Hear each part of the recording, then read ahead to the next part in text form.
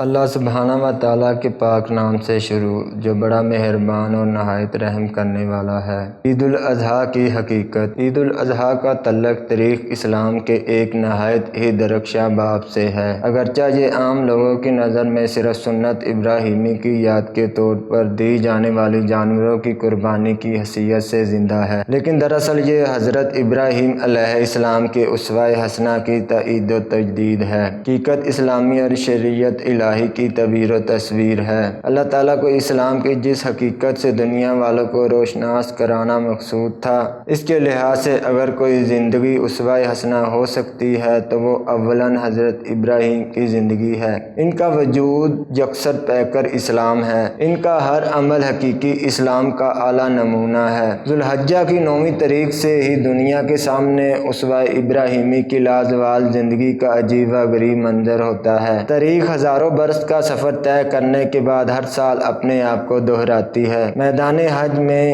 ایک ہی طرح کے لباس میں ایک ہی سمت کے لیے دوڑنے والوں کی زبانوں سے لبیک اللہم لبیک کی صدائیں نکلتی ہیں، تو ان میں سے ہر ایک صدا حضرت ابراہیم کی ہی صدا ہوتی ہے۔ قربانی کے سب شرکا کی نیت تقرب ہو، یعنی کسی کا ارادہ گوشت حاصل کرنا نہ ہو، لیکن یہ ضروری نہیں کہ وہ تقرب ایک ہی قسم کا ہو۔ شرکت میں قربانی ہوئی تو ضروری ہے کہ گوشت وزن کر کے تقسیم کیا جائے، اندازے سے تقسیم نہ ہو، کیونکہ ہو سکتا ہے کسی کو زیادہ ملے یا کسی کو کم، یہ ناجائز ہے۔ یہ خیال رکھنا کہ اگر کم و بیش ہوگا تو ایک دوسرے کو معاف کر دیں گے، یہ صحیح نہیں ہے۔ البتہ تمام حصہ دار کسی ایک شریک کو مالک بنا دیں کہ وہ جسے چاہے گوشت دے اور جسے چاہے نہ دے، اور اس کے نہ دینے سے کوئی شریک ناراض بھی نہ ہو۔ قربانی ایک اہم مالی عبادت ہے۔ حضور صلی اللہ علیہ وسلم نے بعد ہجرت 10 سال تک مدینہ طیبہ میں قیام فرمایا اور ہر سال قربانی کرتے رہے، جس سے معلوم ہوا کہ قربانی صرف مکہ معظمہ ہی کے لیے مخصوص نہیں بلکہ ہر اس شخص پر فرض ہے جو صاحب نصاب ہے۔ یہ اعتراض بالکل غلط ہے۔ پھر تو حج جیسی اہم مالی عبادت بھی جو اسلام سے ہے،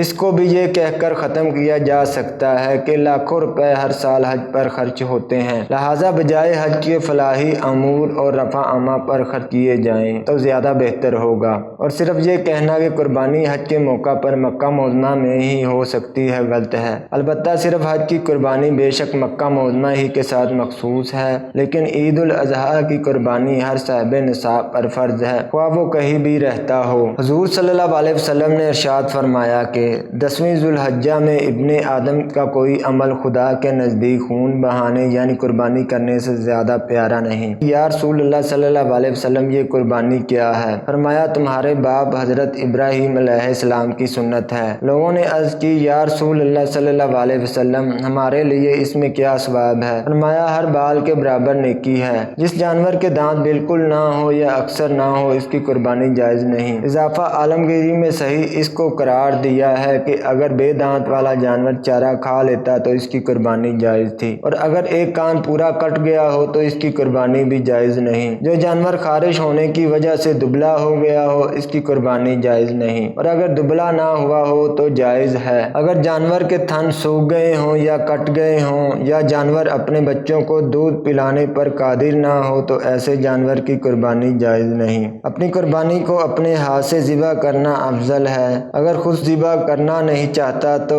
کسی دوسرے سے ذبح کرا سکتا ہے، مگر ذبح کے وقت وہاں خود کا ہونا بھی ضروری ہے۔ مندرجہ ذیل امور مکروہ ہیں۔ لوہے کے بغیر کسی دوسرے آلے سے ذبح کرنا، جانور کو لٹانے کے بعد چھری تیز کرنا، جانور کے سامنے چھری تیز کرنا، جانور کو کسی قسم کی تکلیف پہنچانا جیسے ٹھنڈا ہونے سے پہلے کھال اتارنا یا سر کاٹنا، ذبح کرتے وقت خود کا یا جانور کا قبلہ رخ نہ ہونا۔